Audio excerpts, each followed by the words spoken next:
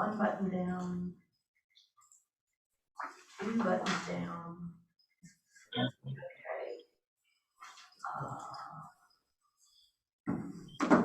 Okay. How do I feel the best team of management? No, you never texted me, Rashawn. Hi, guys. Oh yeah, Rashad's here too. Never text me. Okay. All right, do you want me to, Okay, yeah, cause. Okay, add cool. it in the, Yeah, you can add it in the chat so they can, you guys, the forms will be in the chat box so that you can download them, and use them along with us. I went down there to, for vacation. all right.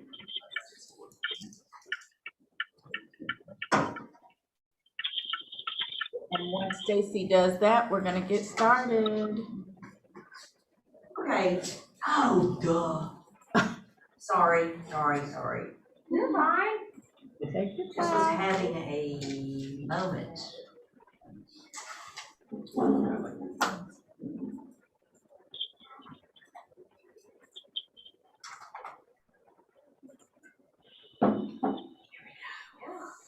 All right, moving that down.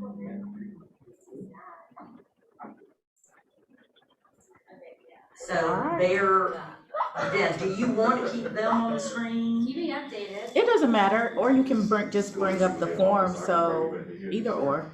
Okay, and I'm having their view is, I think you we got guys in some of front. it. Right here. Uh-huh. Okay. Okay, I'll bring them. Let us know when are you ready? You to- can start talking, Okay. absolutely.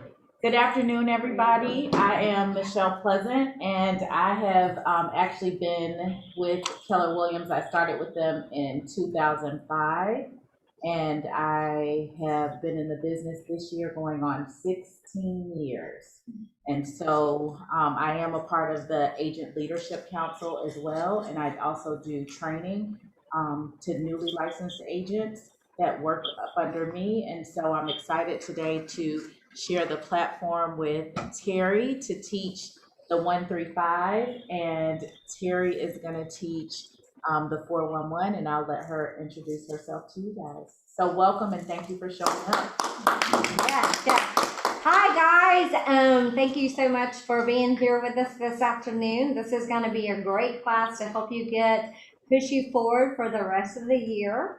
And I'm very happy to be teaching this with Michelle Pleasant. This is the first time we've ever taught together, so bear with us while we get ourselves in sync, but it's going to be really fun. As usual, I think most of you on the call know me. I think most of you have coached with me at some point or another. But I've been in the business 25 years this year. Can't believe I'm saying 25 years. Anyways, real estate has been a great and glorious career for me. So I'm available for you guys too if you have any questions after the session today. And it's something that you may not understand, just feel free to call me at 678-270-7110 and I'll be happy to answer your questions. Thank you, Terrie. So you guys, if you have your 135, we are gonna start out with that first because you do have to teach the 135 before you teach the 411. And so if you have it with you, I just want to read a few quotes to just help you and keep you motivated. One is, success is not final, failure is not fatal. It is the courage to continue that counts. And a lot of times agents give up really fast because they feel like, you know, I don't have any deals going on right now, or I don't know what to do, or I don't necessarily have the support that I need. And so I do want to tell you all that this business is not easy, but in order for you to be successful in the business, you have to be consistent and you have to plant the seeds and you have to have processes in place to be able to do those things. And one thing that I really will tell you about this form is you do need to have a budget in order to even do this, to have these things in place. So the other quote is, stop chasing the money and start chasing your passion. If you're passionate about real estate, why did you get into this business? What are you passionate about in real estate? So I'm gonna ask, tell me your name. Sandra. Sandra, what are you passionate about in real estate? And how long Helping have you been in the others. business? Few months, helping others, serving others. Mhm. I love seeing different homes and potential in them. Mhm. And yeah, that's really.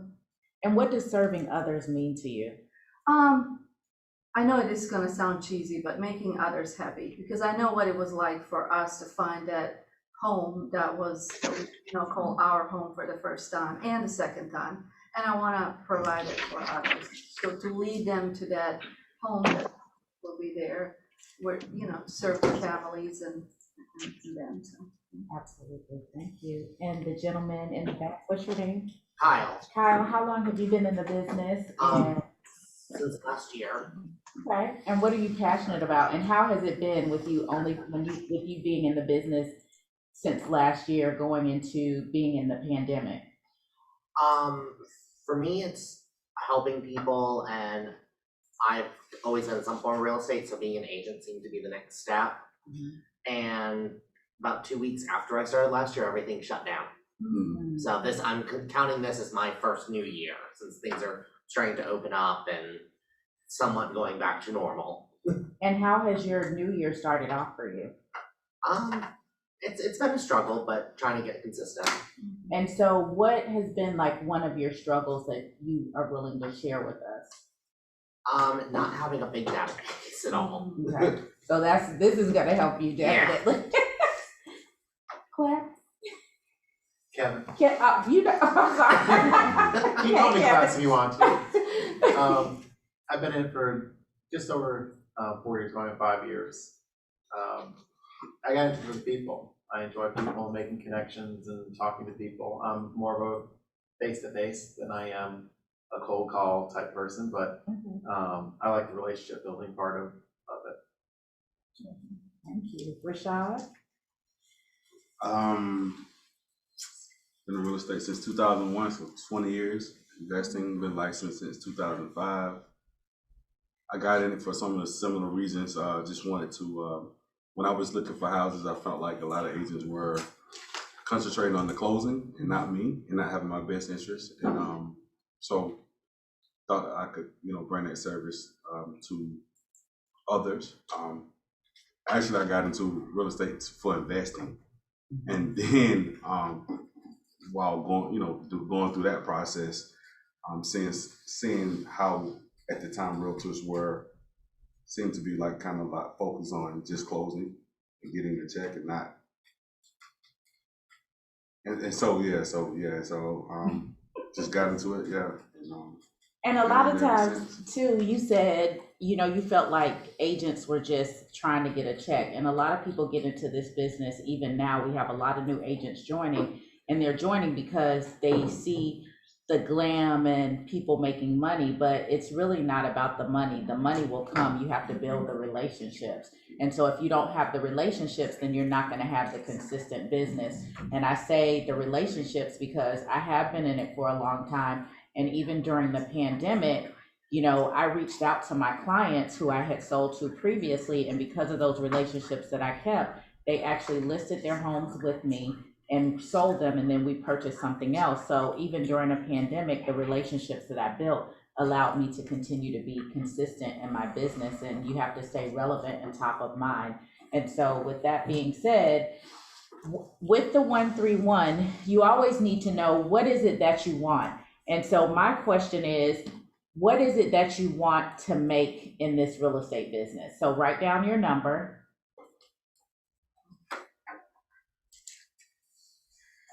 You can write it on there, on the form. You can just write it on there. What is it that you want? And so with that being said, I know Denise is on the video. Denise, are you there? Hey, on my phone. Yes, ma'am. So Denise has been in the business, is this year 2 or 3? This is my 3rd year. So when your first year, how much did you do? In GCI, Total GCI was about 45. With how much? 45. So how much did you do in volume that year? That equated to about 14 deals. So the following year, how much did you do the following year in transactions? In GCI, it was 120,000. And then what did you do in your transactions? About 24? 24. And then this year, so last year was during the pandemic, you did 24 transactions? Yes. And then this year, what did you plan to do? Slated to do 40 transactions this year. So what is your goal? What is your GCI? How much is it that you want to make? That equates out to about 250. $250,000. So Denise wants to do $250,000. And so in order to do that, there are 3 priorities that you need to do in your business. So what are those 3 things that you guys are consistently gonna do for the next year consistently in your business? So write those down. So some things I know you guys are like, what do you mean consistently wanna do? Some people may wanna farm their community. They may wanna consistently farm it for 12 months. They may want to start setting up their marketing and their branding consistently. They may wanna do cold calls consistently. So those are the 3 priorities that you're saying for the next 12 months, you're gonna consistently do those things. So write down the 3 priorities on the boxes at the top of what you're gonna consistently do for the next 12 months. For me, I will tell you, one of my priorities is, I've been in the business for a while. I haven't always farmed, but last year I started farming 3 communities. And I get a lot of this from agents that say, well, I've been doing it for 3 months and nothing has happened. Well, it takes longer than 3 months. And so some of them stop after 3 months and then they see signs going up in their neighborhood on the 6th month. You know why? Because I came in and I kept farming this neighborhood. And when that person stopped and that seller got ready to sell their home, they called me because that was the postcard that consistently came into their community. So you cannot stop farming. I know some top producing agents who are like the condo kings of Buckhead, right? It took them literally 2 to 3 years to get into that position. So they did it. They never stopped, and they haven't stopped yet. So people call them. That's what they're known for, is they're condo kings in Buckhead. And you have some condo queens as well. But I know a couple, one of them was with KW, that he consistently, that's all he sells. And so I think last year he did like 50 million just selling $1 million condos. And you may be a luxury agent, you may be a regular, you may not sell luxury, but you have to be consistent in whatever it is you do. And agents give up all the time. They say, well, I'm gonna farm my community, or I'm gonna market, consistently on social media, or I'm gonna pay for marketing. And because they get frustrated because they have not seen the results, it's because they have not been consistent. Yes. So would farming would be a priority over, so would database be a priority or a strategy? So your database is a priority as well. So it may be that you want to consistently touch your database. Your database is different from your farm.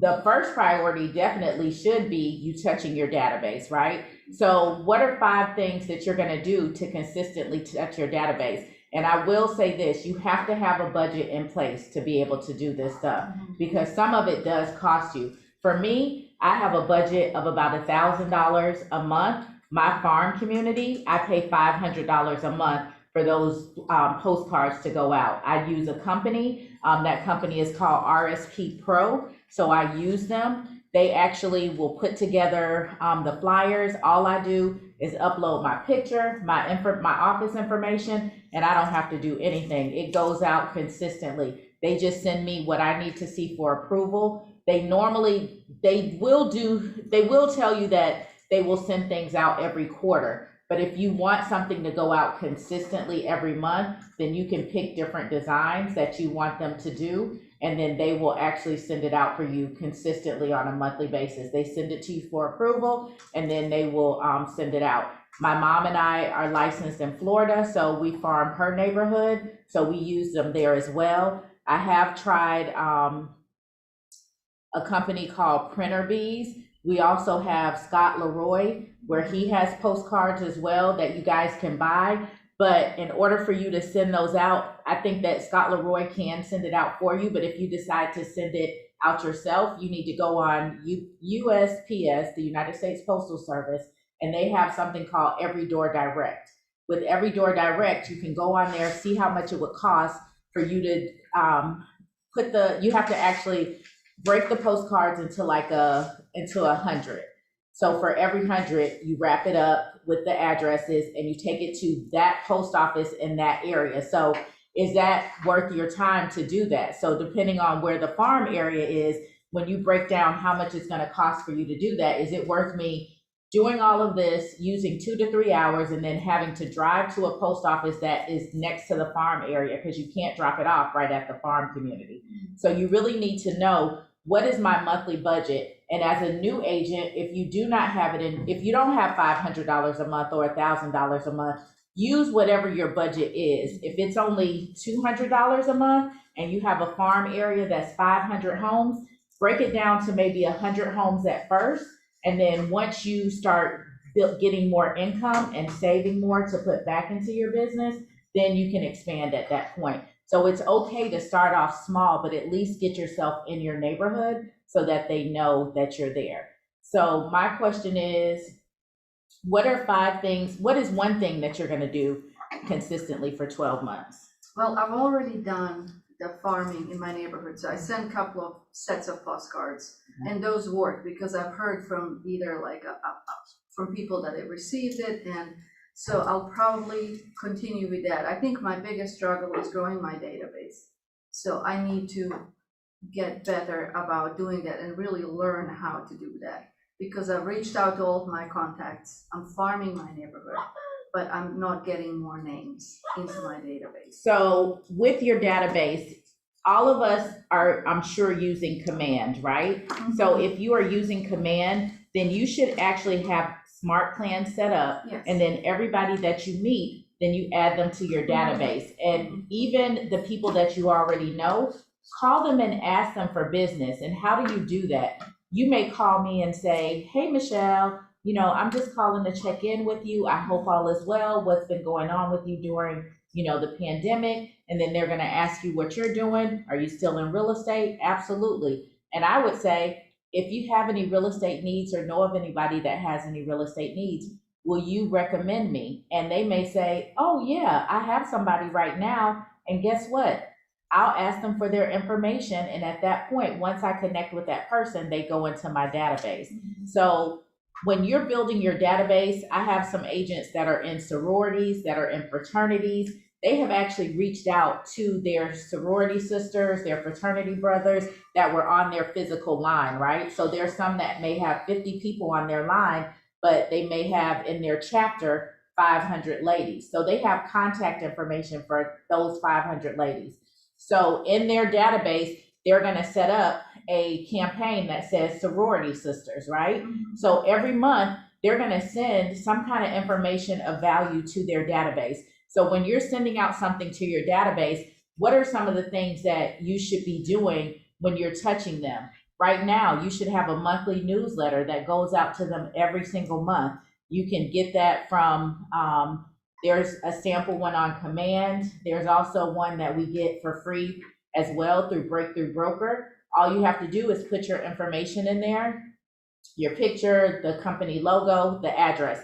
What are some things that you can share in your newsletter? Some things that I share, if something great happens or that's going on within my family. If you have pets, you can have a pet corner. You can have your loan officer give you some information to share on a monthly basis. Your lenders give you information to share on a monthly basis. And then talk about what's going on in the market. Or you could talk about what's going on in Atlanta as we're opening up. So, and I'm saying, I'm gonna go back one one time for the farming piece. If you're farming an area and you know that there are different events that come up, like say in July or, that are coming up for the summer, you could create a postcard that talks about activities or concerts that are coming up. That's a free touch to your clients. So it does not always have to be about business. You're just giving them information, one of value about the market, but also sending them something of value that may interest them as well. So with your database, set up smart plans to follow up with people, do a monthly newsletter to your database, do different touches. So every month there's something different going on. So look at your calendar to find out what holidays are coming up. So you could send out a touch about 4th of July. What are some great barbecue dishes, or what are some great drinks? We have Cinco de Mayo coming up. Tell them about a margarita that they may like, or different restaurants that are going to be open for Cinco de Mayo. It does not always have to be about business. It can be, but you still want them to know that you're a real person and share some great information with them, if that makes sense. And all those will be strategies. Those are your 5. So those would be your 5 strategies. And some of you may not have 5 strategies. So under your database, you would want to put, what are your 5 strategies going to be? Sending out a monthly newsletter. That would be 1. Sending out a holiday calendar. So every month, if there's something that is going on, write down the different holidays. We have Christmas, but do not say Christmas on the postcard, because on the post, because everybody doesn't celebrate Christmas. You may say happy holidays, happy Valentine's Day. You can give them different touches. Even with your database, there is something called pop buys. There's a company called popbuyideas.com. You can create little pop buys to take and drop off to the people that are in your database. So if you have like 10 of your top advocates, who are those people, right? So even under your 5 strategies, you can say, I'm going to take my 10 advocates. I have $200 a month in my budget. I have $100 to be able to meet them for lunch or take them to coffee. I can find some restaurants where if you're on a budget, it may only cost you $25 to go to lunch, look and see who has lunch specials, and take your advocate to lunch. If they're not able to go to lunch, maybe you could do a Zoom meeting. If they didn't want to come meet you, send them a little gift card for Uber Eats, and they can order their lunch. You can sit in front of them. You can talk for an hour to catch up. So that's another touch that you can do to your database, because you want to connect with people. Yes? What is the site that you were saying for the postcard mail outs? It's called RSP Pro. And the lady who you can ask for there, her name is Mary Jo. And popbuyideas.com. Popbuyideas.com. And that is a website where you can get ideas of things to send out to your database, and then your clients who you have a strong, that you have a strong relationship with, like your advocates. So if you live in a particular community, one of my agents, she's in Savannah, the power went off, she went to Starbucks and got a bunch of Starbucks coffee and went down her entire street because it was early in the morning, the lights went off, and she served her neighbor's coffee. Oh. So those are touches that you can do either in your farm or even in your database. Does anybody have questions so far? So what were your 5 strategies on the database? You said smart plans, newsletter, pop buys. So it depends on what it is that you want to do. So it can be newsletters, you definitely need to do your smart plans. You also need to set up marketing campaigns for your database. So there are different people that are going to be in your database, and even with buyers who tell you that they're not ready to buy right now, or sellers. So in your campaigns, you can do a 0 to 30 day marketing campaign for those people who are ready to buy between 0 and 30 days. Then you can do 30 to 90 days, and then 90 to 180 days, and then 180 days to 360 days. Those are people who you can also put in your database that you are constantly touching all the time. Because a lot of agents, They just put people in there, or a person tells them I'm not ready to buy right now, and guess what? They don't even do anything with the information, and then they think about that person 3 months later, and they call that person and they say, oh, I already found a realtor.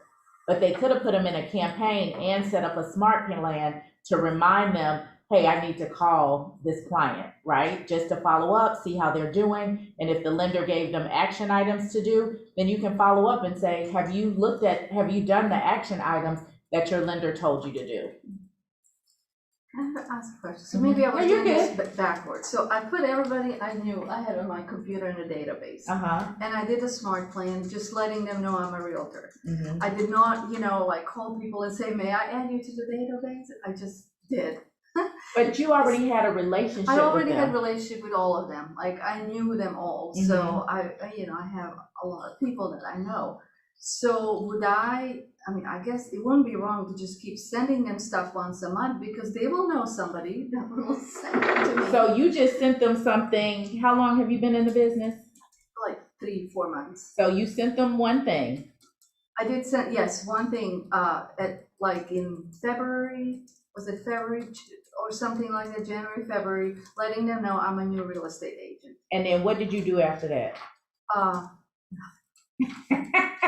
That's not. But I did other stuff, but not with, so I did in smart plans what you said, like I had my Dunwoody friends.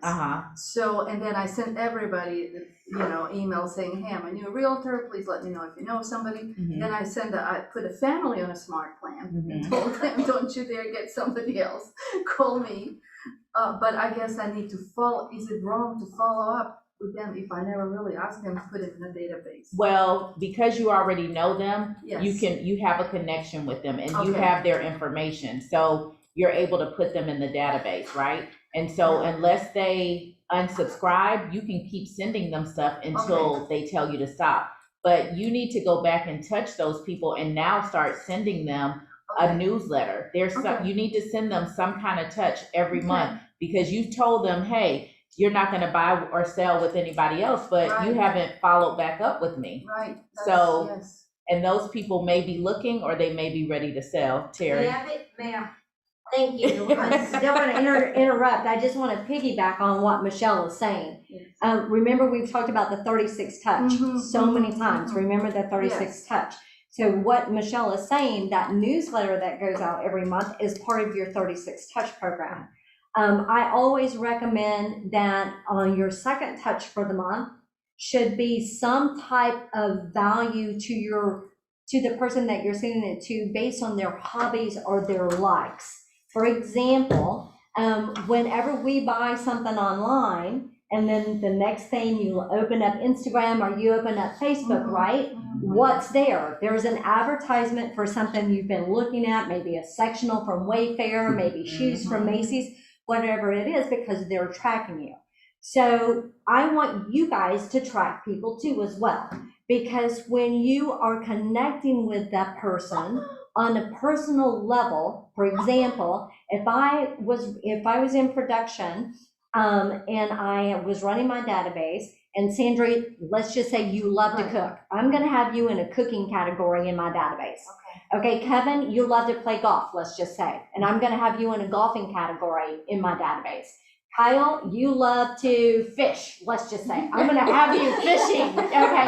But you get the point, right? Have your people grouped in the categories that you know, and if you don't know what their hobby is, ask, okay? Remember, it's family, occupation, recreation, which is hobby, and dreams, right? So ask. Put them in those categories. And that second email that should go out around the 15th of the month should be based on their wants and their needs and their likes. Because the more that personal stuff and the more personal touches, the more they start to continue to look forward to receiving your messages.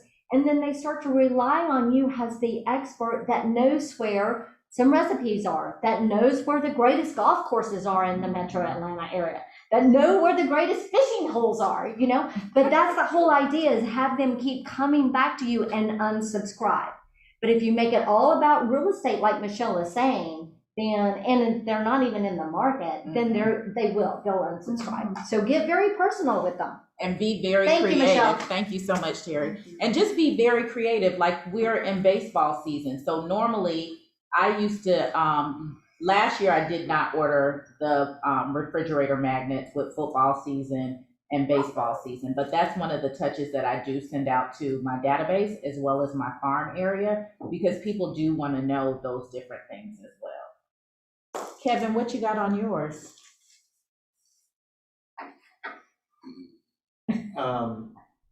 I actually started getting back towards the end of the year, but I picked two communities. I started doing farming, and I let my farm kind of blow up to where I went from having 300 homes, and all of a sudden I woke up the next morning and I had 1,000 homes. Wow. And trying to keep up with that much in the farm and keep your costs down is almost impossible. So you start, well, I won't send one to this community this month, I won't send one to this community, so you start losing your in. So I dialed it way back this year. I'm down to 2 communities that I'm farming, and I already purchased all the postcards for the year. I've got all my labels done for the year because I'm mailing them out myself.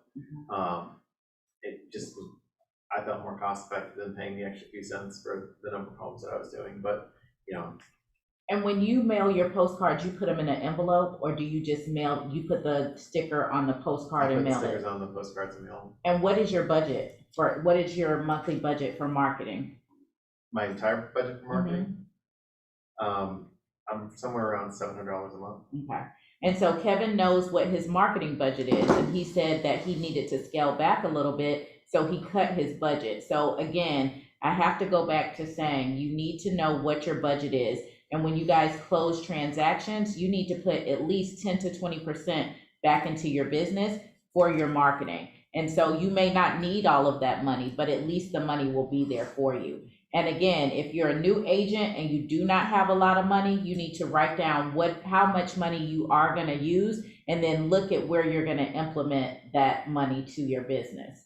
Is marketing different from advertising? Meaning, like, so this is marketing to get business. Do you put that under the same? And I think I know the answer to this, but I want to ask for everybody.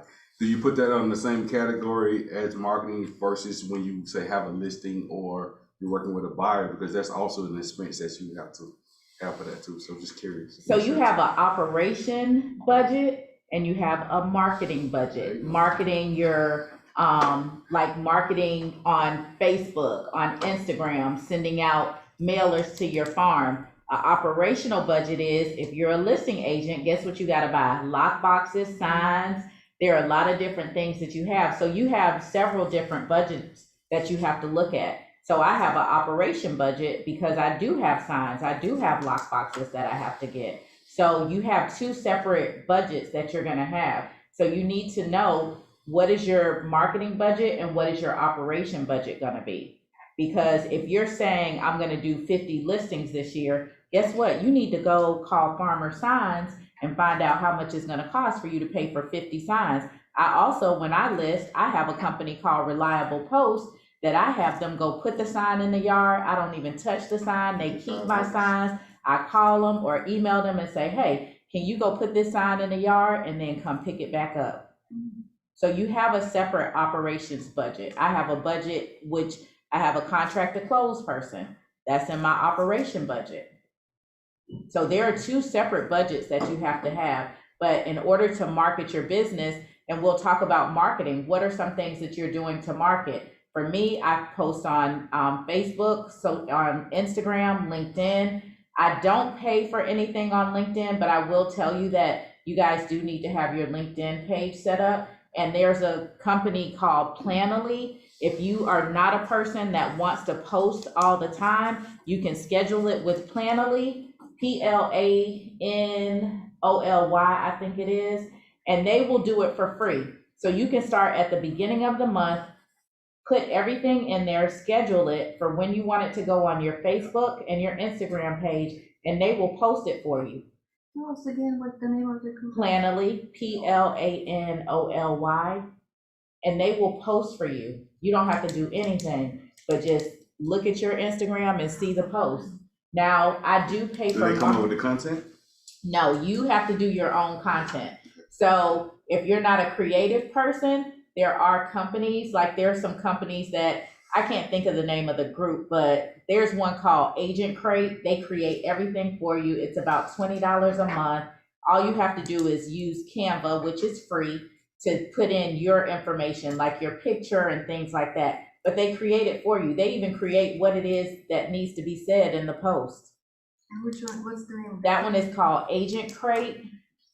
And there's one called 847, I think it's 847 Agent or something like that. I'll get that one for you guys and give it to you. But they will create it as well. So Scott Leroy. Scott Leroy does it as well. So you have these different companies that will create it, but you got to be able to sit down with yourself at least at the first of the month, and then every Saturday or Sunday of each month to look at what your week looks like and set those things up yourself. So marketing for me is posting on Facebook, Instagram, LinkedIn. I get a lot of my business from Facebook, a lot of people that I know from school or different people that follow me. Yesterday, I was in Montgomery, Alabama. I did not know that one of my past clients followed me on Facebook. She called, she said, "Hey, Michelle, I got $200,000 to use in investments." She said, "Do you know who this is?" I said, "No, who is this?" And she said her son's name. And I said, "Oh, absolutely." So now, just because of a video I did on Facebook, I have a client that wants to use some of her money to invest in Alabama. So Facebook is really big. I do pay for ads, but my budget every month is only about $100 a month for my ads. And so I'll spend about $5 a day on ads on social media. And then my other marketing, I actually do a little newsletter and it's not really a newsletter, it's like a discount card. I live in Sandy Springs. I go to a shoe repair place there. I go to the UPS store there. I eat at restaurants there. So I've asked them to help pay for some of that. So know that you can have some of your vendors and stuff that you use, like your lenders, your closing attorneys. If you're constantly using them, ask them for some of that marketing money. Terry. Well, just be sure, I just want to say this as being a broker, just be sure if you partner with someone, has a vendor that is going to help you pay for advertising, that you have a RESPA agreement or marketing agreement made and signed with all the vendors that you're going to do, because you can get in really big trouble with Greg if you do not. Most lenders already know that, okay? And one thing that you want to also keep in mind is, let's say that this is the magazine that you're going to advertise in, okay? And the loan officer or the lender or whatever vendor you may have is only going to be right here in this section. So this would be considered like a quarter of a page for the advertising that the lender is going to do. The lender can only pay for the quarter of the page. So if this would be $500 for you to advertise in, then the lender would only be paying $125. Okay, does that make sense? All right, so the last thing you want to do is get in trouble with RESPA violations with vendors.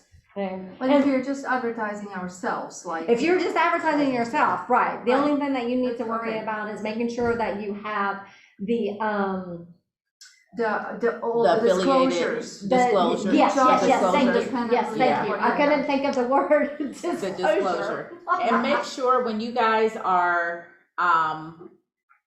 mailing out to your farm, that you have the disclosure on there that each office is independently owned and operated. And if your house is currently listed, this is not a solicitation to market or ask for business from you. Make sure that that is in there. And when you're ordering from these companies, they normally already have it at the bottom for you, but just double check that, because people will get upset. I know some agents, when they're doing their farm, we talked about door knocking. Well, I don't do door knocking anymore. I did it recently and I got in trouble.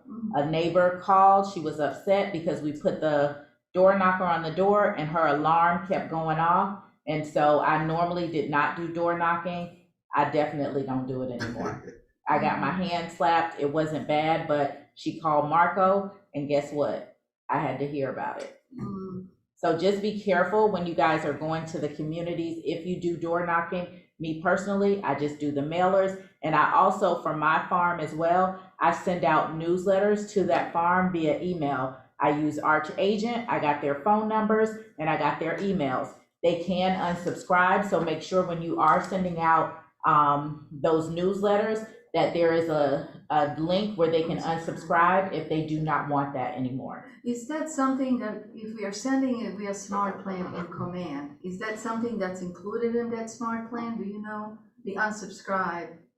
Command Right. has it set up where people can unsubscribe if they Okay. don't want to receive those Okay. emails and Okay. stuff. So that is specifically already set up, but if you're Okay. using other companies, Okay. just make sure that they have that button in there for them to click on. Okay. So we have our database, farming, and marketing are 3 priorities.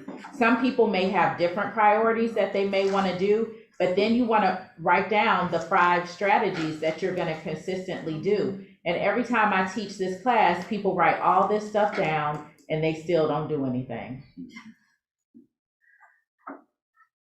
What y'all gonna do? I'm gonna continue. I'm Well, I'm inspired now because I was like yesterday when we talked, I felt like paralyzed, like I didn't know what to do. But now I have a plan. Now I know what I'm gonna do, at least for the next month or so. For the next how long? For the next what? 8 months. 8 months. Yes. The key to this, the whole real key to this industry, right, Michelle, is follow up, you know? Yes. And you follow up and you follow up and you follow up until they tell you, leave me alone. And I'm not kidding. You know, when I was in production, there were times when I would go on a listing appointment, right? And they just weren't ready for whatever reason. You know, one couple, their daughter was about to graduate from the Navy, and so they were gonna have a great big party and everything. They didn't want to put their house on the market then, you know, and, you know, I followed up. They got my monthly email. They got my monthly email in the middle of the month. And then 6 months later, they call me and say, okay, we're ready. So don't ever give up. You know, and if they say, leave me the heck alone, then you stop doing it. And one thing that agents, especially newer agents, they are like, you guys cannot give up easily. Like, I know that this is a very challenging market right now, and it always has been that. There's never been this, you know, right, Michelle? There's never been a time in all of my years to where it was easy. No, and it's Really? not. And people, even the agents that are on my team, they think that a couple of them had deals going on recently. Their deals totally fell apart at no fault of their own, and they wanted to quit. And I was like, you just started. I've had deals that maybe I had 5 deals in a month fall apart, but did I give up? No, I just got up and continued to do what I needed to do in my business. And I do touch my database consistently. I will tell you, in 16 years, every one of my clients, maybe except for 5, and I probably don't even care that I don't talk to them. That's okay. But all of the other ones, I have a relationship with them to this day. I know when their kids are graduating from high school, their kids get gifts from me. You know, when it's their anniversary, I either text them or pick up the phone and call them. If I see something on their Facebook page, I'll call and send them a message and just say congratulations. Another thing that I will tell you all about your database, we are in all of these Facebook groups, right? And so all of these agents are like, hey, do you know an agent in this city? Guess what I did a few weeks, well, not even a few weeks ago, 2 months ago, I put a post inside this Facebook group and said, can every person that is not from Atlanta, Georgia, drop your email address and your state that you live in? I got 500 agents and I put it in a database. So guess what I do every month? Send them an email and remind them that I am their referral agent in Atlanta, Georgia, and Florida. I had a couple, a husband and team wife, when I was the broker of Remax Greater Atlanta. I had a husband and team wife, and this was right when the crash was beginning to start. And they were ready to retire, but the market was beginning to crash. Right? And so they were like, what can we do? They became a referral source for agents throughout the entire nation. They had 2 agents in each metro city area that they would refer business to. And even during the worst of times, during the biggest recession that we ever had in real estate, they were pulling down over 6 figures from referrals alone. So there is something to be said about referrals. And, we're an international company. We're the #1 company in the world.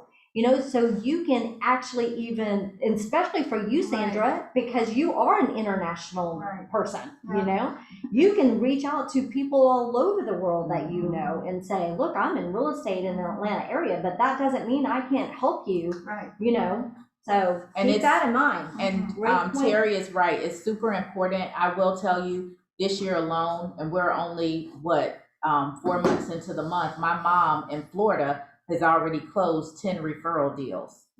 And so for me, last year, I closed 10 deals just off of referrals. This year, I already have 5 referrals out. This the class where you learn how to do the 2-4-6? Yes, Brad. Come in and teach the 2-4-6 with us. So definitely just make sure that's one of your database touches. That should be a part of your database, building a referral-based business, because what if you get 10 deals just off of referrals and that gives you about $60,000 or $70,000 for the year? That's additional income, and you didn't have to do anything but send that person the client's information and in Command, you can actually go in, find that agent, put the information in, and they accept a referral from you. It is very sweet, right, Michelle, when you get a check from the office that is of $4,000 and you didn't do anything. You didn't take that buyer out and you didn't have to go and spend money on marketing and everything. But, no. Yeah, that's a great point. And those are great options, great things to do as well. And so I know that some of you are in Zoom. Are there any questions that anybody has? I'm watching the chat. Nothing yet. No questions? Y'all got any questions? Anything? I just have a statement. Okay. It gets very discouraging at first, especially like hearing you say that you spend like $1,000 a month. And just as a reminder, when I started out, and now my budget's $700, but when I started out, my budget was like $75 a month. Mm-hmm. And it's okay to start there. It's just, you gotta stay focused on doing one thing consistently and then add to it. You don't have to start out, go gangbusters, say, okay, well, she's doing $1,000 and she's doing this program and she's got contract to close and she's got all these things. I need to hire all this stuff. At first you do it yourself. You get a stick and you push it in the ground until, you can hire somebody to put out that sign. Exactly. So it's like, be smart about where you're spending your money and start small. Don't try and be like the ones that have, I'll say, made it. That are the bigger producers, because you can't keep up with big producers. You need to start small and grow your business. It doesn't mean that you can't become a big producer, Correct. but you can But you gotta absolutely start where you can and grow that business. Don't try to start at the top, because if you start at the top, then you'll find yourself at the very bottom. And do things that are very creative, like the dollar store should be your best friend. Really should. I mean, some of the things that we used to do, like, for example, Mother's Day is coming up. So every month when my son and I had our team, every month we did a pot buy. And I mean, because every month, honestly, there is a holiday or something that you can celebrate. So we had a decent budget, but just because we had a decent budget didn't mean we want to spend it all, right? Okay. So we would go to the dollar store, and like for Mother's Day, we went to BJ's Wholesale and we would buy a great big old tub of roses. And then we would go to the dollar store and buy the little tiny vases in there. And at the time, we could get 2 for $1, right? And then we would just strip the rose of the thorn and we would stick it in there. And my son would always create some really cool little saying, and we would wrap it around, tie it with a pretty ribbon onto the vase. And the thing was that I had to go and deliver those to our past client, and so did my son, and so did our buyer's agent. But you know what? We got it done, and it's not what you said earlier about people wanting a paycheck. People know when you're looking at them as dollar signs. They know, they can feel it. It's just that's not the way to start a referral business. But people also know how you care about them. They will remember. People don't remember what you do for them. They remember how you care for them. So it doesn't have to be anything expensive. One of our pop buys one time was a little bitty screwdriver, okay, that we got from the dollar store. And my sons put something on it. Okay, y'all don't get mad at me, okay? But and we got a lot of really good, funny feedback on it. Nobody got mad. But it said, we're your realtors for life. Don't get screwed by another one. Okay, so that's some of the creative. stuff that Pop by Ideas will tell you. And just to piggyback off of Terry and what Kevin said, I did say, start off small if you don't have a lot of money. I do not use that entire $1,000 a month. And just like with Terry, I actually have a candle company. So I give my clients candles when we close. So those are like some of the touches. I also send them out candles, like if it's their 1 year anniversary. There's certain things that I can do for free, but I do go to the Dollar General. I'm a little bit frugal. I do like nice things, but I go and get stuff on sale. So even with their closing baskets and stuff, I go and get a lot of that stuff from the Dollar Tree or Dollar General and put it in a basket and then create a basket for them as well. So even with the pop by ideas, like Terry said, they went and got the basis from there. So you don't have to use all of your money. And if you don't have a lot of money, budget yourself and know how much it is you're going to spend. Because even when I first got into business, I didn't have a lot of money. I would come into the office. I would be in the office with like 3 other realtors. They're still in the business to this day. And we would create our own postcards. I would print them on the machine and wait until my office bill came, and I would pay for it at that time and sit in there and put stamps on all of those postcards and mail them out to people. And that's what I did, because at the time I didn't have a ton of money and I was new in the business. So I would do that. I would just print the postcards myself, go buy the paper, print them, put the stamp on, and mail it out. I will also say that Etsy, if you're not creative, is great, because I did pop by for Valentine's Day, and I found a template on Etsy that was $3, and this person had just plugged in my name and information, and I took it to print out, and so it was less than $20 to print out this really cute custom, little notes to go on my, I don't know, we went knocking on a door just to do something for neighbors. But so I'm creative, but not super creative, and didn't have time to create that. But there's lots of resources that are inexpensive that we could use. And I'm going to wrap it up because Terry's going to do the 411. But just so you guys know, we talked about 3 things that some of us are going to do consistently. That's touching our database, marketing, and farming.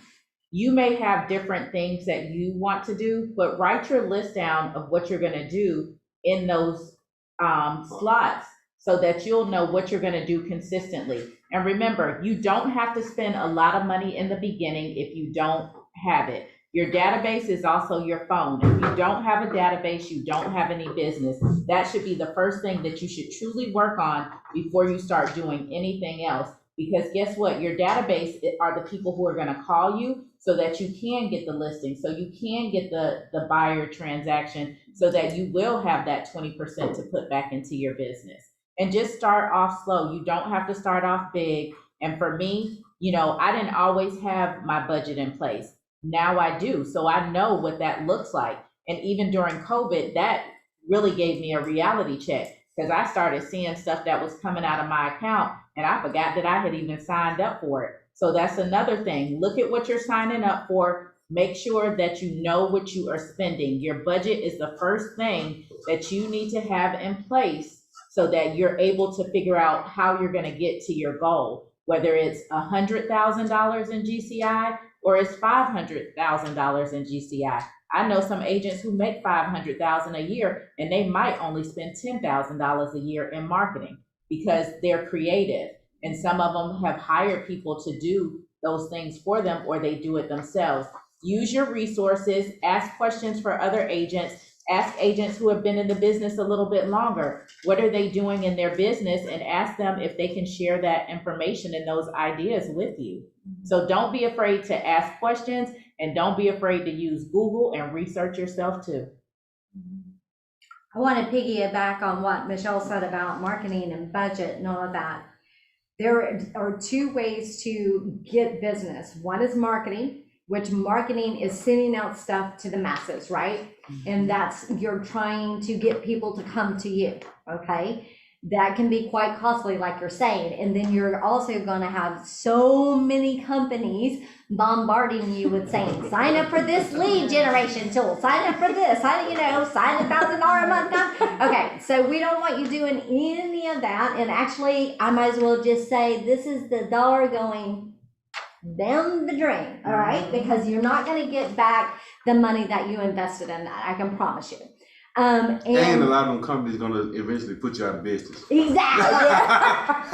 So, but the other way to get business is prospecting. Prospecting means that you're going directly to the person, right? That means picking up the phone, everyone, and calling, okay? And there's a lot of different ways to do it. There's a lot of different ways. And if you don't feel comfortable with picking up the phone yourself to do it, find an intern. Find somebody that will do it for you, okay? Because we have people that will do it. There's a company called Cyberbacker that will cold call all day long for you if you want them to, right? So find someone that can do these things for you if you don't feel comfortable. But you are normally going to get a better return on your investment if you pick up the phone and prospect to people. Would you Have agree, a Michelle? conversation, yes. And it's I just know having that conversation. I am a talker, but sometimes I do not want to talk on the phone. But I have made it a conscious effort to make sure that I follow up with people. Even some of my past clients, I will say this, they'll call and be like, oh, I'd like to take you to lunch. Like, I've made an effort to say, you know what, let me put this on my calendar and I'm gonna meet you for lunch that day, right? Because sometimes some of them do just wanna connect and just see what's going on. But you gotta pick up the phone, you gotta touch your database, because if you don't, you're gonna be upset, you're gonna wanna quit. And if you haven't been doing what you need to do consistently for 12 months in your business, you will not see the results. You have to plant the seeds in order for you to see the fruit. Why are you laughing, Kevin? I prospect differently. I do What do you in-person do? meetings. I go to a lot of meet and greets and things like that I prospect in person. And that's I'm not a cold call person. I've never been a cold call person.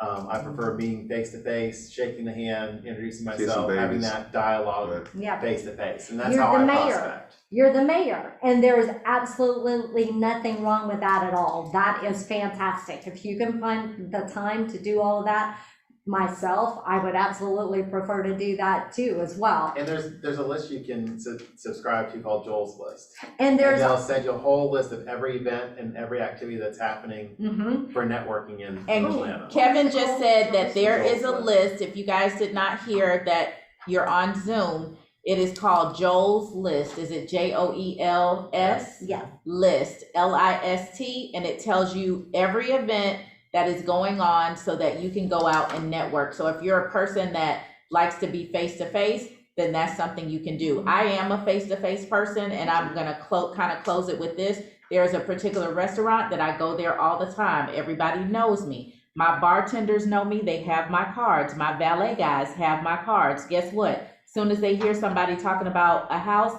they come and say, Miss Michelle or Michelle, do you have time to talk to this person? 2 of my bartenders, one of the managers, last year I sold them houses, and I've been going there for 15, 16 years. My valet guy, I'm selling him a house this year.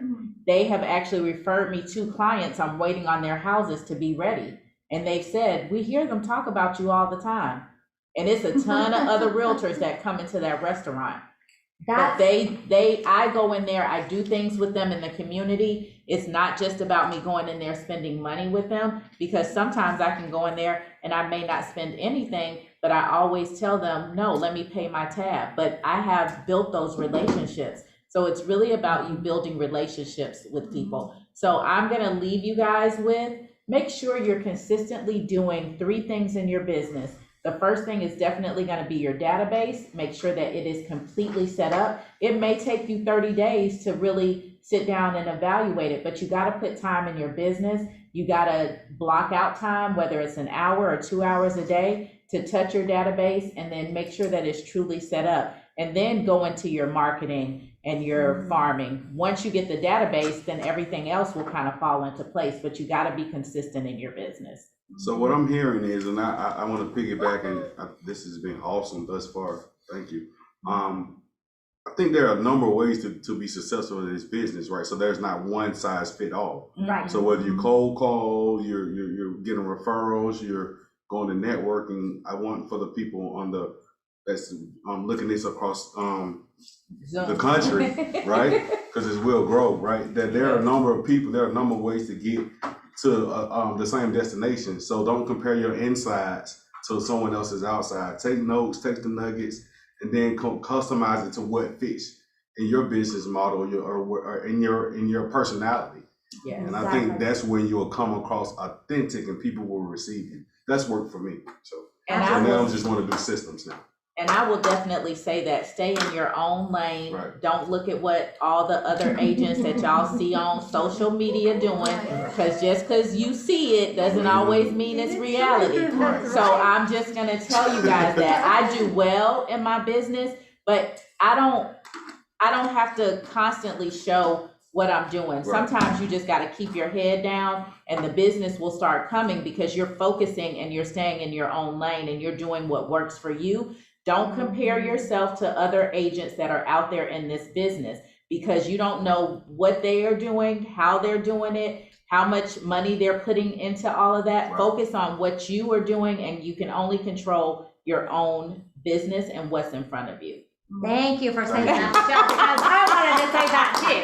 Don't ever compare yourself to anyone else, Right. you know, and it is really good. Like Michelle said, keep your head down and focus on what you're doing, because and Rashad, you're so right, and thank you for saying that, because it is not one shoe fits all, you know, in this industry. And Kevin, thank you for pointing that out, because it reminded me actually of another company besides Joel's List, and Joel's List has been around for ages, but there's one that's called Meetup.com. So I think I've told you about that, Sandra. Meetup.com.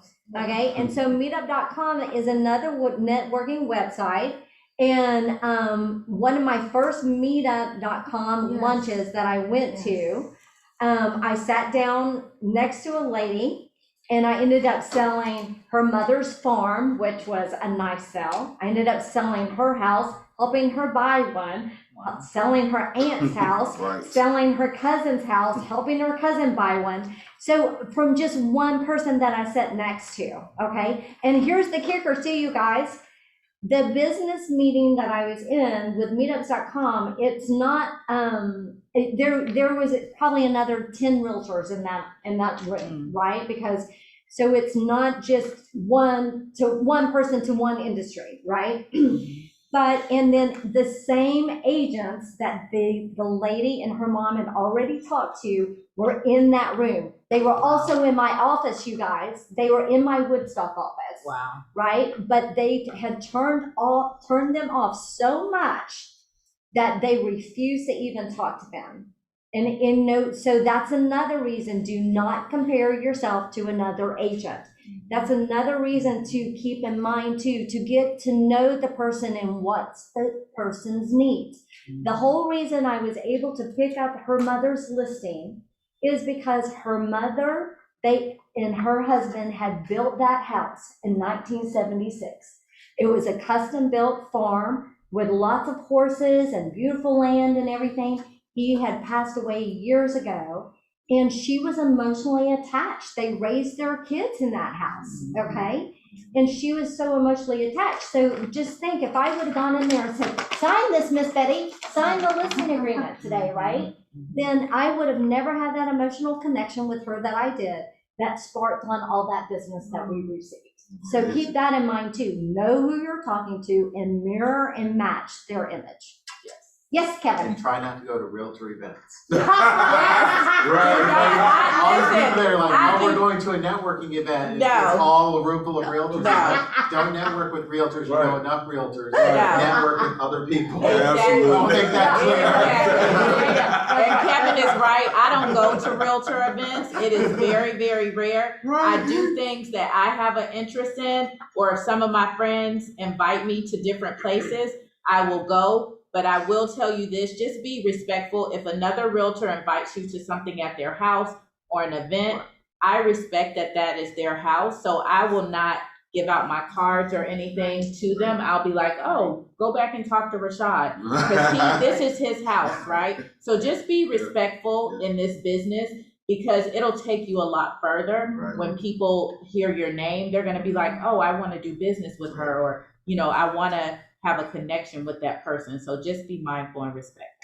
Absolutely. That can help you win offers too as Yes, well. it does. When you know another agent and you've got great respect for that agent so what there was once I was sitting down and I was writing, I had a bunch of showings and I was highlighting, and my son was like, now why is it that you joined the board, and why is it that you do this, and why is it that you do that? And I said, do you see every single one of these listings that I'm going to show Shannon and Melissa today? And he said, yeah. And I said, I know every single one of these agents very, very well.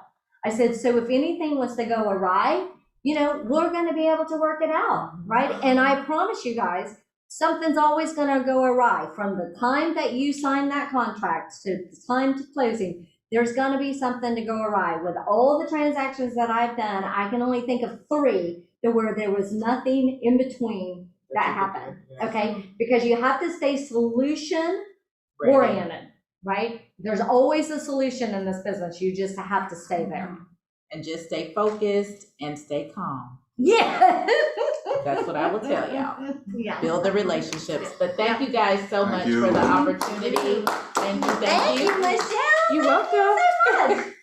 Okay, guys, so now you've got your 135 going on. And what we're gonna do is you want to take your 135 and you want to put those goals in a manageable format, right? So your 135 can be for 6 months, or it can be for a year. You can change it in 3 months, or however you would like to do it. But your 411 is your goal worksheet for each week, okay? Based off of the information that you've put on your 135. So for example, on the very top part here, it says enter your annual job goals. What will you do, right? So for example, if you have put on the 135 that you're going to start marketing or marketing and using Facebook, okay, then you need to put down here in your annual jobs that you're going to market on Facebook, that you're going to start marketing on Instagram. Whatever goals that you've put down on your 135 are going to go on your 411 worksheet. Now, So would that be the priorities? Would that be priorities? yes, the very top part. The database font, whatever you have for your 3 priorities Right. and your goals. Okay. That's exactly right, Rashad. Thank you. So to be clear, if y'all didn't hear Rashad, what Rashad is saying is the top part your priorities, okay? So for example, on here, you've got your annual goals year. Your annual goal for year may be the net income that you want to make, right? Okay, so if that is what that goal is, then you need to break down on your 411 how you're going to earn that income, which breaks down to the 135. Okay. Now you've got job goals and you've got business goals. How many of you know the difference between a job goal and a business goal? Nobody, right? I mean, it sounds confusing, right? Okay. Remember just a little bit ago, Michelle talked about her operating budget. Her operating budget goes under business, right? That's how she's running her business, right? So to simplify it, the best analogy I can come up with is, and so if anybody else has a better analogy, please share it with me. But if you had a retail store, well, let's say you have a retail clothing store. That's your business, right? You have a storefront and that's your business.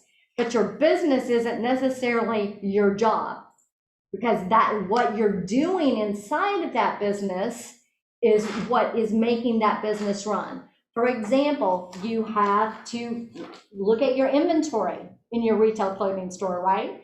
You have to watch and make sure it's not being shoplifted out, right? You have to do the books on a daily basis to make sure that what was spent and what was taken in, it balances out, right? That's a job, and your job in real estate is to market, is to prospect, running your database, going and doing listing appointments, going on buyer consultations.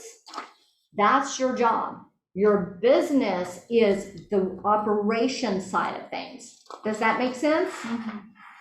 Do we have any questions about that? So it's, I guess, when you talk about, the difference is in the cost, because you will spend, like, we're looking, job is like, what functions are you gonna be doing, and businesses, how much money you will be spending on those activities in order to achieve your goal. Well, Does your that make business sense? isn't how much money you're going to be spending.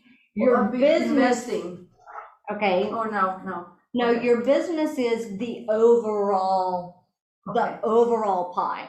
Does that make sense? The overall pie is your business. Okay. Okay? So your job is what you do to make that overall business function. Okay. Does that make sense? Yes. Database farming, open houses, et cetera, et cetera. Exactly. Database, farming, open houses, marketing, all of that. Correct. And then under that business goal that you have there, you would put, for example, your operation budget, right? Okay. You would put there if you plan on hiring an inside sales agent for the year, right? You would put there if you plan on hiring a contract to close person for the year. Now that top part is your annual goal, right? That's based off the 1, 3, and 5 you just created. Okay. Any questions about that? Okay. So the next one, and you guys can choose to do this. I highly recommend you do it. The next block is enter your personal financial goals. Now, why is that important?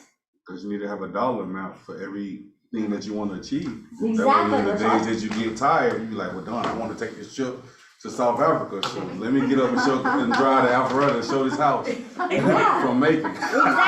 That's exactly right. Yes, Michelle? I just want to say this really quick.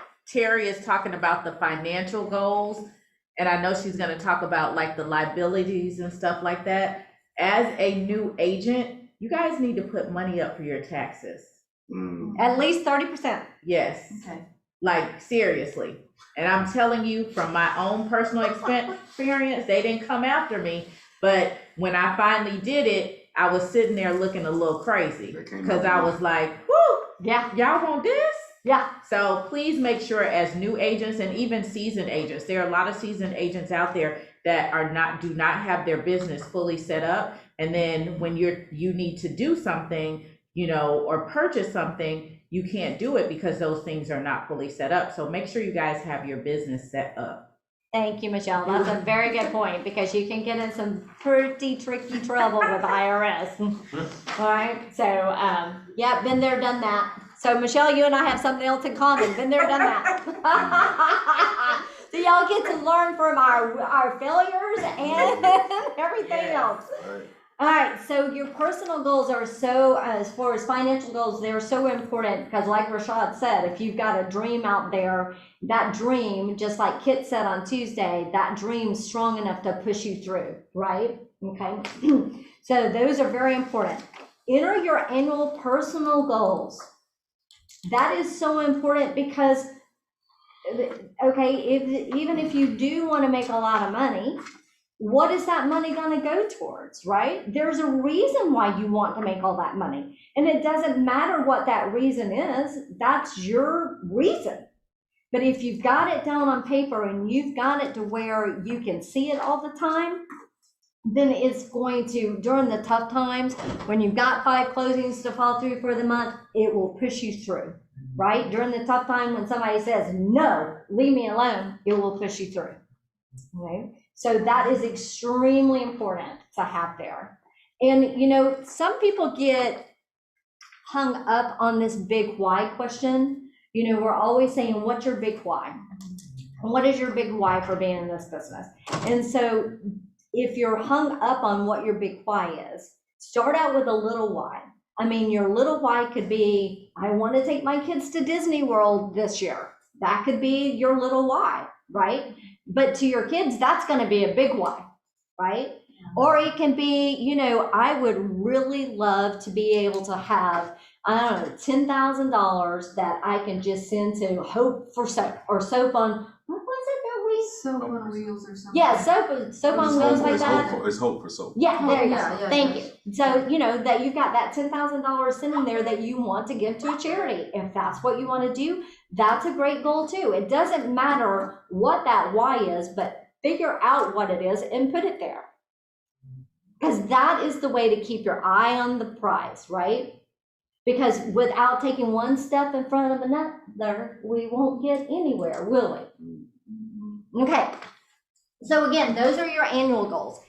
So do you ever feel like your annual goals, when you look at them, that they're just overwhelming? Okay, all right.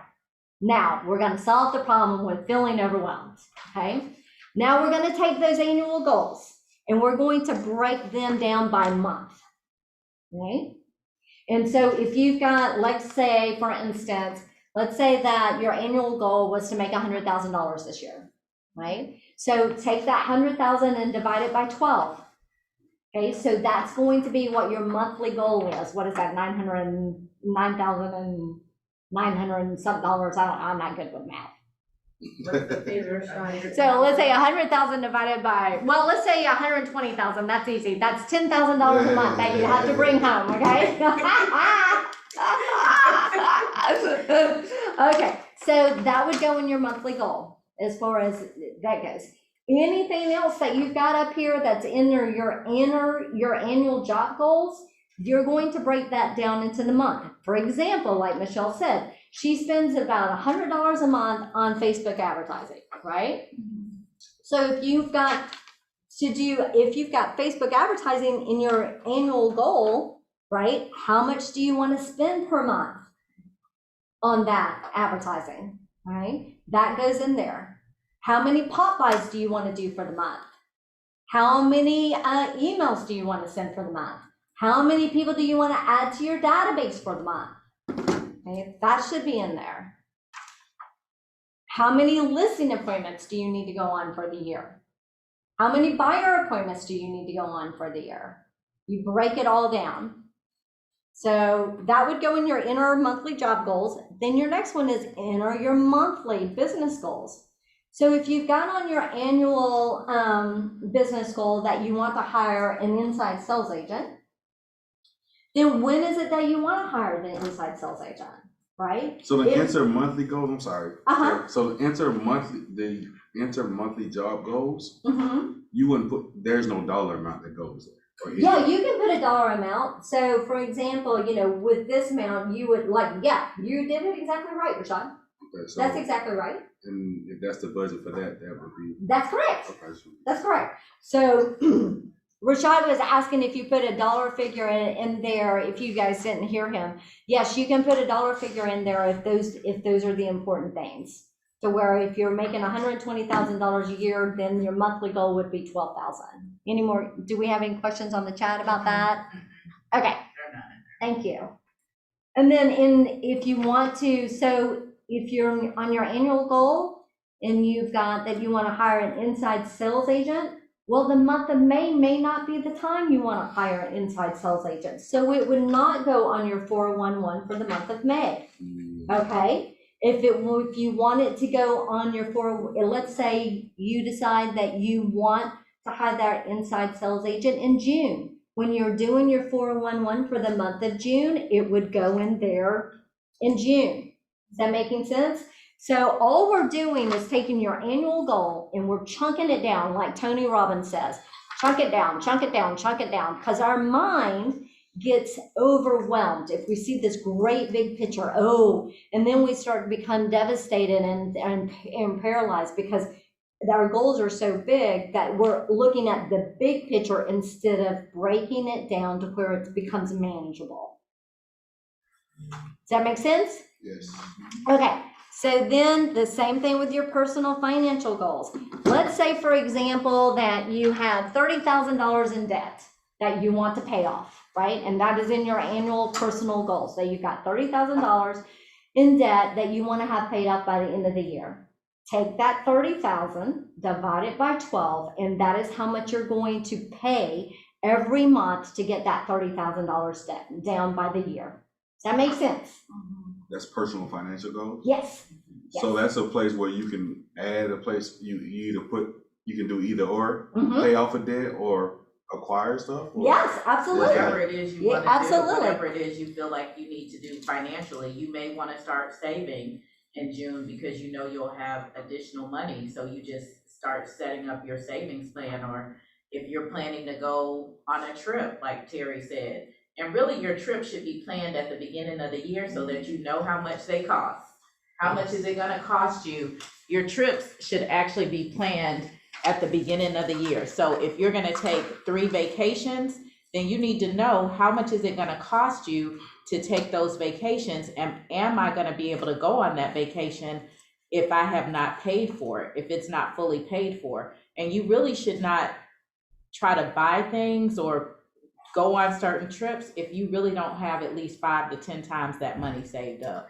But let's say we're starting as new agents, we're not making any money, so I can't plan a trip if we're not making any money. But you might have money in your savings Well, that's I know, but I'm allocated for that. Yeah, okay, so this is not just talking as what I'm going to make as a real estate agent, as a realtor, we're just talking as a family. Mhm. This is okay. Cause you may be married, your husband may have Yes, income that comes yes. in, and so he's able to cover Okay, that vacation. And it does not mean that you're going on a vacation out of the country. I like to go to the beach. I'm originally from Florida, so I love going down to Destin and Rosemary Beach. I like to do that twice a year. So I already know how much that's gonna cost me to go down there and do that. I do have trips planned, but I've planned for them ahead of time. So you can still plan those things because you may have some other income that's coming in, because some of us don't just do real estate. We have money coming from Right, other okay. sources as Mhm. well. okay, that's why I was confused. This is just for me personally as a new agent not making any money, or is it just as a family unit or whatever? As a Whatever family unit, and if the that's money's right. coming from, okay, If that's a part of right. how your business flows, Mhm. because again, some people have other people that support that piece. And to that piece, like last year when we was doing the business planning clinic every year, like I sit down with my wife and I'm like, okay, what are we paying off this year? Like I'm paying off a lot of her debt this year, right? Because my debt is paid off. So we'll take off the student loans, there's a certain amount of money. So that's on my business plan. And so it would go as well as my 411 in this section Right. as well. Thank you. And Because- I'll add more to that too. Normally we do the business planning clinic in October, right? Mhm. Okay, in October. So this coming October, we'll do the business planning clinic again. And so it's always a good idea to go ahead and schedule the time off that you're going to calendar, and that should be on your 411. Okay? Because the last thing in the world that you want to do is go through burnout. You know, you can't work 24/7. So we also, want to teach you guys how to live a balanced life, right? A life by design. That's one of the reasons we're doing this, right? A life by design, right? Okay. So then enter your monthly personal goals as far as not only your financial goals, but what you want to do as far as vacation and things like that. Then the next thing you're going to. So, Okay. sorry, because I want to make sure I get this down. Okay. So that would be like, okay, so the financial piece is the box prior. This next piece would be, okay, so we're gonna go to Destin. We're gonna go to Canada. Those are the things that Right. you would put as far as monthly Exactly. personal goals. Or Exactly. Or certifications, certifications. Mhm. Yeah, okay. Yeah. working Another out. reno to do. Yeah, right. That Or would your be your child goes personal to goals. Spain for a Yeah. year. and That's then- another Miles going to company. Spain, and how many trips are you and your husband going to take to Spain next year? Because Emily leaves this fall? In a fall, so we're Okay. hoping to go for Christmas. Okay, so that's got to go on your 411, right? That goes in your 411. So you put your growth plan right here. You have a type of growth plan. Yeah, so like, Yeah, absolutely. even if you wanna work out, you know that you have a goal that you wanna meet, that is a part of your health on here too. So if there are things that you need to do, some people might be getting a surgery, you put that on there Right. so that you know to take that time off during that time. So, yeah. And what's important about the things like having your vacation already in the schedule or having your surgery already in the schedule and all that, Okay, so if you're out of the country, or if you're out of town, or you're having a surgery or something like that, who's gonna take care of your business? Because the best way to get business is to go out of town. Right. So who's gonna take care of your business? So if you know it and you have it planned and it's in advance, then you can call up Michelle and say, hey, Michelle, it's Sandra, I'm gonna be out of town for about a week. Would you mind, picking up my business? And then you and Michelle work out what the dollar value and all that looks like to you. Okay. Because you can't just wait to like, Rashawn, I'm going out of town tomorrow. Can you do this for me? Right? So, because everybody else has something else too. And the last thing you want to do is leave and go out of town and not have somebody, pick things up. Because being on vacation with your family, your loved ones and all that, that's exactly what it should be. And you shouldn't be glued to your phone during that time. Yes. Okay. No. My mother asked me that for Mother's Day. She was like, oh, well, if we go over here, we can meet with an agent in that city. I said, we're not meeting with any agents. This is family time. We're doing pictures. I don't want to talk about real estate, real estate. This is our time. So Exactly. No, Exactly. A little dope beverage. Exactly. And I will tell you guys too, a new agent, it is really good to go ahead and set those boundaries with your customers that couldn't become clients. Set the boundaries. For example, my boundaries, Sandra. And Kyle, I just talked to you the other day. My boundaries. If you text or call me or email me after 7 p.m., you're not going to hear back from me. Right? It's mine and my husband's time, and there's no telling what me and my husband are doing together after 7 o'clock. Just saying. But you know that I will call you back the next day. You know that I will call you back the next morning before I start coaching. Okay? So setting your boundaries up front like that. If you don't want to work Saturday and Sundays, like Michelle says, Saturday is by appointment only, so is Sunday. There is nothing wrong with that whatsoever. But if you set those boundaries up front, your clients will know what to expect from you. But if you don't set those boundaries up front, you're going to be getting text at 10 o'clock at night. And if you don't text them back, they're going to be upset with you. And if you start that process with allowing them to do that, trust me, they will take complete advantage of it. What I've also learned is you also start to align your business. You start to attract the people that you want to align your business with by setting those boundaries. That's correct. Sunday's my family day, and if you can't respect it, well, we probably not. Exactly. It's chance that I may need to refer you to Michelle. Actually, Sunday is really my Sunday fun day with my mimosas and my brunch with my girlfriend. Well, I'm just saying, So I don't, Saturdays now, really, I don't do much on Saturdays because everybody's looking for a house during the week because they're like, can I run and see the house? You schedule those appointments. So now for me, my weekends are a little bit more flexible, and then I have a buyer's agent. So I don't even really show buyers that much anymore unless it's somebody that really wants to work with me personally. Now I do work with my clients who are referred to me and my listings, so they have a relationship with me. And like Terry said, set the boundaries. If your cutoff time is at 7 o'clock, if my clients text me at 9 p.m., I don't care what's going on, I'm not going to respond back. Exactly. So would that be something that you would talk to them at a listing or buying? Yes. buyer's Well, appointment it's when you really first great meet to them? have it on paper. Yeah, right. Have your hours and your Okay. days on paper. Okay, Okay. okay. Give it to them during your listing Right, appointment. yeah. Give it to them during their buyer consultation. And email it to them too in the form. Yeah, absolutely. These are things to expect in the business. Mm-hmm. And when you're working with me, send them an email that has all of that in there that says, I told you I don't answer the phone after 7 or 8 o'clock. And it needs to be on your voicemail. Yeah. Like your outgoing voicemail too. It needs to be on there. And then I never told anybody that what my Sunday was. I mean, my Sunday is my day to worship the way that I want to worship and to be with my family. And so when somebody asked me, could we go out on Sunday? I'd say, no, I have another appointment. Well, I did. Right. Absolutely. Right, it's your That was appointment. my appointment, and it was the number one appointment for me during the week. I didn't care what else was going on. That was my number one appointment during the week. And I don't turn on my phone until after 12 noon on Sundays because my church time is between 10 and 12. So my phone doesn't even come on Sundays until 12. Right, so those types of things are things that you can always put on your 411 to make sure you're holding yourself accountable. Now, the next section is our weekly goals, and this is where people get really confused sometimes. This weekly goal is, and that you do, is just for 1 week. There's 4 blocks down here, but you do not fill out those 4 blocks when you're doing your monthly. So in other words, for the month of May, in the month of May, I'm gonna enter my annual job goals. I'm gonna enter my annual business goals. I'm going to enter my annual personal financial goals. I'm gonna enter my annual personal goals. And then for the month of May, I'm gonna enter my monthly goals in each one of these boxes. Now, it's the first week of May, okay? So now I only have 1 week filled out.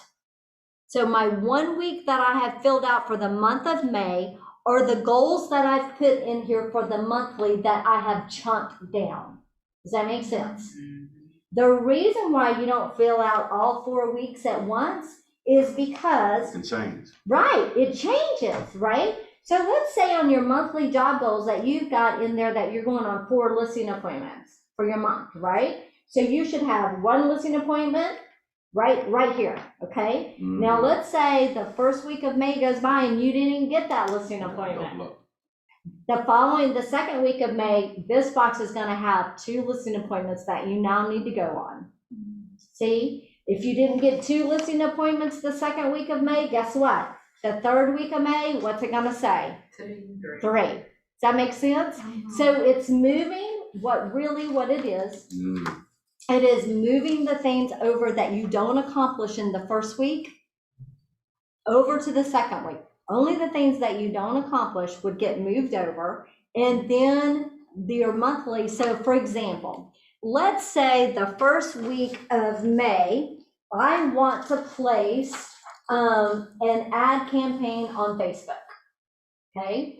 And I want to go on 4 listings appointments for the month of May, okay? And I want to take 2 buyers out for the month of May. That's in my monthly, right? So now in my first week of May, remember I said I wanted to place some Facebook ads? That's going to be in my weekly. On the day 1 of May, that's gonna go ahead and place those Facebook ads, right? Now, it's not gonna be on my second week of May unless I didn't do it. Does that make sense? Unless it becomes a weekly thing for you? Yeah, or if it becomes a weekly thing that you want to do, then it would be. Okay? But really all you're doing is you're taking those monthly goals and you're just chunking them down. Now, let's say that in my monthly goals, I know come the first part of June, right, that I want to hire that inside sales agent, right? So on the last week of May, I would probably go ahead and put on there that I want to place an ad for an inside sales agent so that I could go ahead and start getting it going for the month of June. Does that make sense? Yes. Okay. What questions do you guys have? So say you're like an overachiever like Kevin, and so you got 4 listing appointments for the month, and you get 4 the first week. What do you do for the first? Do you continue to go on listing appointments during the month? I would. Wouldn't you? I would too. I'm just kidding. It's for everybody up here. I would. I kind of know the answer, but That's a really good point, that Rashad. That's a really good point. Yeah. That is a really good point that Rashad just made. If you get your first 4 listing appointments in the first week of the month, keep going. Don't stop, you know? I mean, just because you got 4 then doesn't mean that they're all gonna pan out, right? And some of them could fall apart. And then you need to have something going into the next month. And one thing that you guys need to understand, Thanksgiving and Christmas comes up at the end of the year. Don't take off. Schedule a week off, but you still need to be working on your business so that you have other business that's gonna be there in January and February. Because once that hits, that's what a lot of agents do. They take the whole month of December off. They have not been focusing on their business, and then January comes and they're looking crazy because guess what? They don't have any business because they took the whole month off. Even if you take 2 weeks off, focus on the first 2 weeks to really build your business and have things in place so that you can close deals in January. That's exactly right, because you guys, you don't know how quickly you will be forgotten if you don't stay on top and follow through, okay? I mean, follow through and staying on top of it. There was, anybody heard of Brian Buffini? Okay, so Brian Buffini he's a real estate guru. He grew up and he's from Ireland and lives in San Francisco and everything. And Brian Buffini started his own coaching program and everything, which I happen to be a certified mentor, which I did that a long time ago. But he had some really great things, and he still really does have some great things. One of the things that they did was they took a poll in Chicago. He had someone out there just standing on the street, you know, in front of the city hall or something like that. And there was a guy with a mic, and when people walked by, he'd stop them and say, "Hey, have y'all ever bought a house?" And they would say, "Well, yeah, we did." And then he'd say, "Well, do you remember your realtor's name?" Guess what the answer was? 9 out of 10 people would say no, never heard from them again after closing. Okay, so that's where the breakdown comes, because you won't have that referral system anymore. Some of my best friends now are because I sold them a house or I helped them sell their house. You know, I didn't know them from Adam, but I created that relationship by doing the transaction, but I didn't let go of the relationship. I'm a 80% referral based business. Yeah. And I've been in the business, you know, knock on wood, coming up on 16 years. And, you know, once you show up for your clients in that way, they will support you, and they will carry your career, your profession for the long term. So. And the one thing I bet you do too, Rashad, with the people that give you referrals, you treat them like gold, don't you? I treat them like gold. You treat them like gold. Like and one of the ways to treat them like gold is I always had some type of little gift card sitting on my desk, like a stack of gift cards, whether it was a Starbucks or whether it was a Chick-fil-A card or something like that. And it might have only been for $5 or $10, but as soon as somebody hit me a referral, what I would do was pick up my thank you cards that were sitting there too, write them a thank you card, stick that in there, and send it to them in the mail. Thanks for the business. And it didn't matter to them what the amount was. The thing was I sent a thank you and showed appreciation. So, Well, I'm a little different. I need at least a $10 gift card to Starbucks because my drink costs more than $5. So don't come sending me a $5 gift card. I need 10. Now, who told us that? When from our we just had it. Bold. Oh yeah, Rob said if you need to know what kind of tennis shoes he wears. Don't go sending him a gift. Don't send him Nikes because he won't ever talk to you again. And don't send him a $5 gift card to Starbucks. He need at least $10. But I'm just joking. But if that's what you can afford, seriously. Right. And people will be thankful for that. And I'll tell you too, there's an agent that's out of Missouri. She always sends me gift cards. I did a transaction with an agent here in Atlanta 3 years ago, and she is in South Georgia, so she can't do deals here. She actually just sent me a deal this year and last year, and I actually made $10,000 off of each deal that she sent me, even after the referral. And that's because we worked well together as co-op agents, and so she continued to remember me. So now she sends me her deals for her friends, and like her best friend was the one that I sold to recently, and that best friend was like, it was like the day before, 2 days before, and she was like, I feel like Michelle doesn't have my best interest today. She's been good the whole time. But it was a situation where she didn't need to know what was going on with me and the other agent because we trying to put the fire out. So her friend was like, believe me, Michelle, she may not be saying too much, but know that she does. So when we got to closing, she said, I was feeling some kind of way. I said, girl, I know you was, but you was all right, wasn't you? So she sent me a gift. She said, I just truly want to say thank you so much because you really did take care of me. I thought that you didn't have my best interest at the end, but there's things in the background that clients don't even understand that we deal with. Right. So, and that buyer we just closed, she just sent me a referral. There you go. Referral, that's the long-term game. And that, to piggyback on what Michelle is saying in regards to, that's, in regards to kind of keeping your clients away from the, that's going on, right?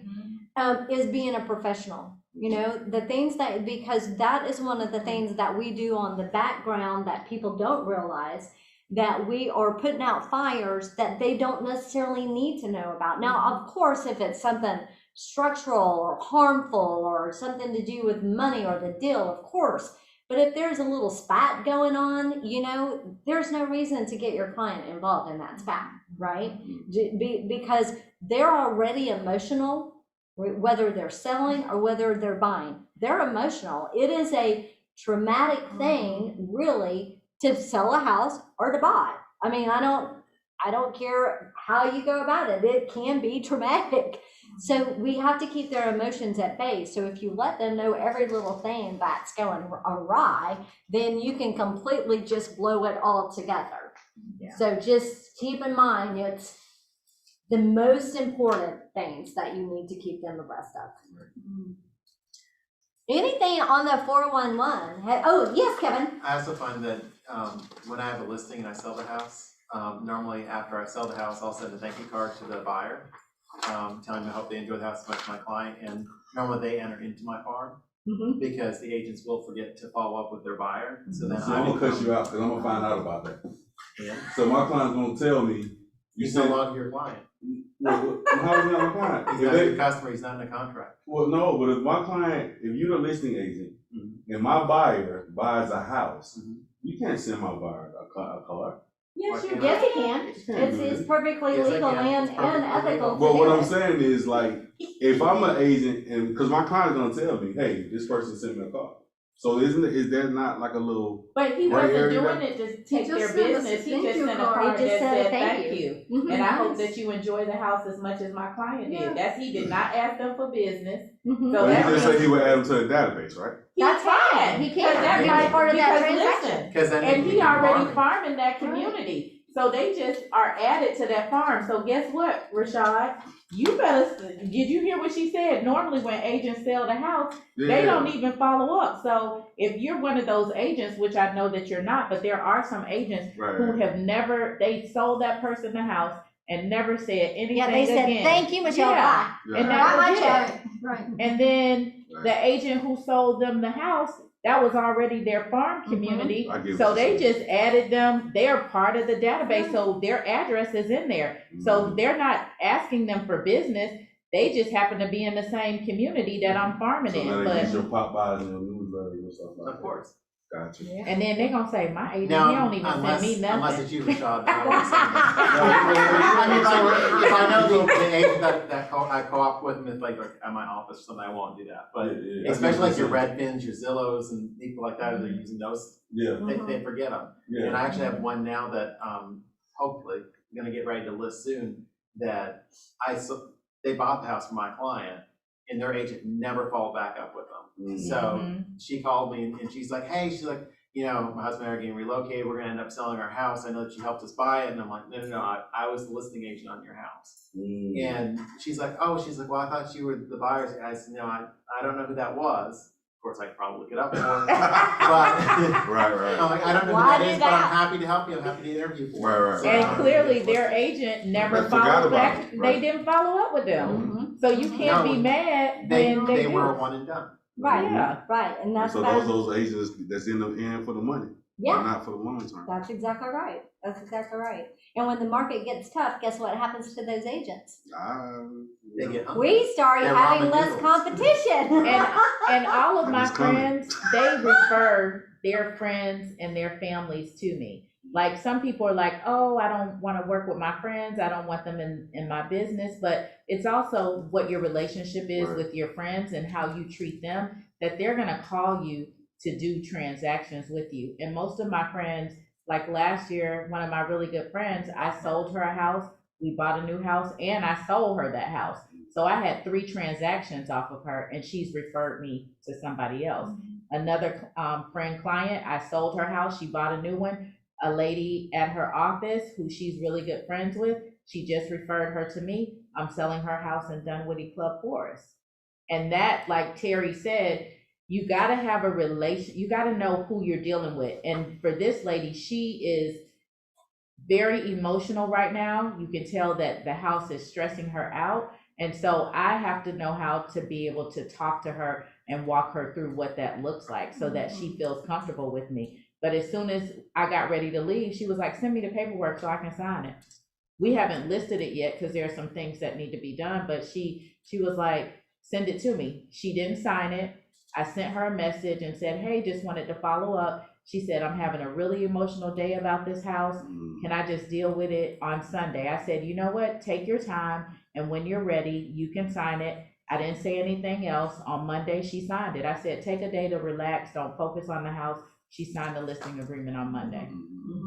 So you got to know how to deal with clients, especially when they're emotionally attached or something is going on personally with them. Sometimes we got to be the therapist. Sometimes. Yeah, yeah. To a certain degree, absolutely. And I also think what you all said before, if they know that you're in it just for money and not to serve them, I think that's a big turn off, you know, for a lot of people. Totally. That, Well, people you know, feel your right, energy. They right, can feel your right. energy, you know, I mean, and so they're going to pick up on that. They may not know what they're picking up on, but there's something that they're picking up on that's going to turn them off. During the transaction, while the transaction is going on, while the loan is being processed, like it's all, like there are certain things, and so it's important. What I've learned, what I try to do is, you know, stay calm, be the calm one. You know, don't be too high, don't be too low. Just even keel across the board. Because again, like Terry and Michelle say, like, you know, we have to. We're the quarterback in the whole transaction, so we have to be the constant professional. And if what I learned, if a client feels that you don't have their best interest, like if you get mad, if we as an agent get mad or, you know, a bit disturbed if it doesn't close, say Friday, but it closes next Friday, and we may need a check, right, to pay our bills, but so you know, all that stuff shows up. So it's important to always try to, and I know sometimes it's easier said than done, particularly for newer agents, but we have to make sure we maintain that. And to piggyback and go more on that, remember, you cannot control what someone else is going to say, how they're going to respond, how they're going to react. All you can do is control the way you're going to respond, what you're going, you know, and how you're going to react to the situation. There are a lot of agents out there that have to have that closing. I mean, they have to have it on Friday, right? Or their house payment is not going to be made, right? And they get all stressed and emotional and they start getting ugly with you. Well, guess what? You know, you don't take that personally. Just always think in your head, something's going on with them, you know, and just stay calm and say, I'm so sorry that we're not going to be able to close. I understand how you feel. I want to get this closed too. So let's just push forward, you know, and have your seller assign the amendment, you know, to extend the closing date, and then we'll be done. So just having a calm head, like Rashad said, especially when you're dealing with another agent that is on the brink of disaster. Take your emotions out of it. Right. Take them out. And Right. even what Terry said, I was supposed to have a closing this Friday with an agent in the office. The appraisal came back. It didn't appraise. My seller was like, put it back on the market. So we had to put it back on the market. We did.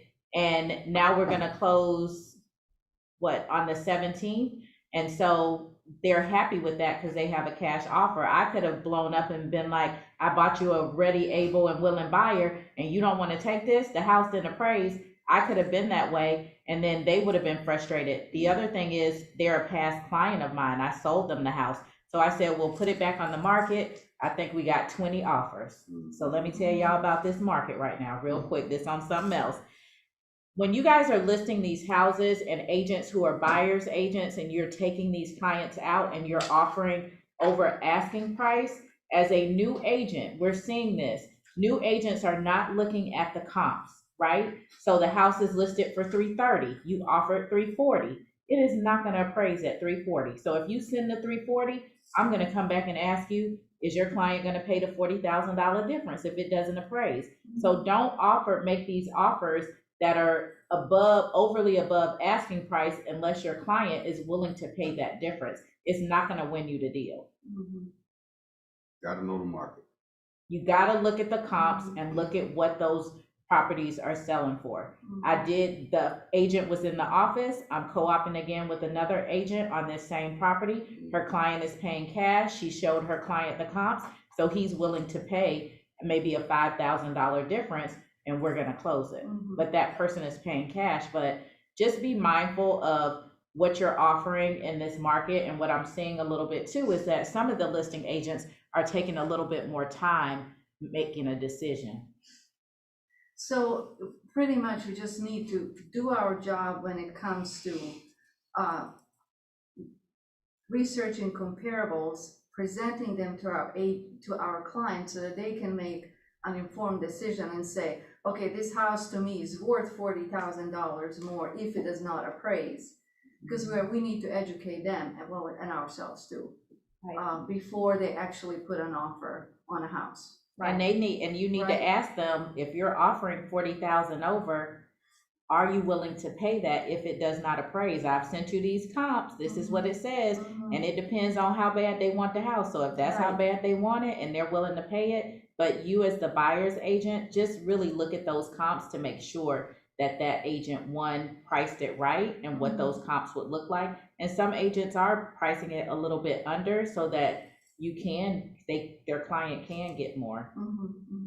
You always want to do comps for your buyer, not just sellers. Anyways, yeah. Always, no matter what the market is, because there's been times when I've had a client and they say, when we go in and we look at the house and they want to write an offer and we go back to the office and I'll say, well, let's look at the comps on this first and find out that it's way overpriced to everything else that's on the neighborhood. And then remember this, we are not the end all be all. We're not the decision makers, okay? The buyer and the seller, they're the decision makers. And let them own it. Right. All you can do is consult them, show them the evidence, give them the advice. But if I said to Michelle, it's okay, I'm willing to pay $200,000 over list price. And Michelle would say in her head, well, she's a nut, but okay, right? I mean, so just remember, you consult and you provide information, but they are the decision maker.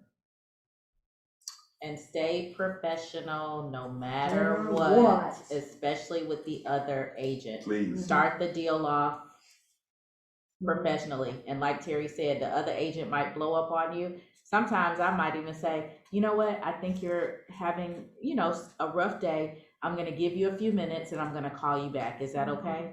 Yeah. Can I call you back in a few minutes? That's going to make them think about how they're acting. Because I'll tell you quick, let me give you a call back. And hopefully you understand what that means. Right.